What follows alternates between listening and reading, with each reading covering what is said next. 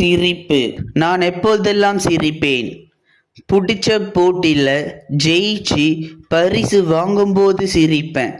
எக்ஸாம்ல நல்லா படிச்சு ஸ்கோர் பண்ணும்போது சிரிப்பேன். ஒரு செடியை வீட்டில் நட்டு வைக்கும்போது சிரிப்பேன்.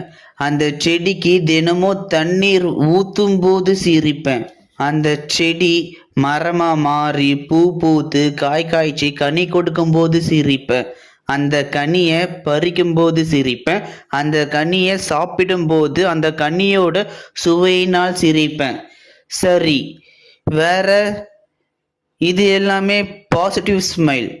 ஆனா எனக்கு பிடிச்சது கெத்தா, திமிரா, ஜெயிச்சுட்டு சிரிக்கணும். நான் ஒரு எழுத்தாளர், நடிகன்.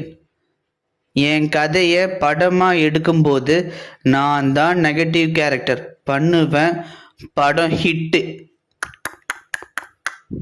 பிளாக் பஸ்டர் ஹிட் ஆகும், நான் ஆக்குவேன் அப்படின்னு என் ஃப்ரெண்ட்ஸ் கிட்ட நான் சொல்லும்போது அதுக்கு அவங்க, நீ படம் எடுத்து நெகட்டிவ் கேரக்டரில் நடிச்சு பேனர் கீஞ்ச மாதிரி தான் அப்படின்னு சொல்லி கிண்டலாக சிரிச்சாங்க.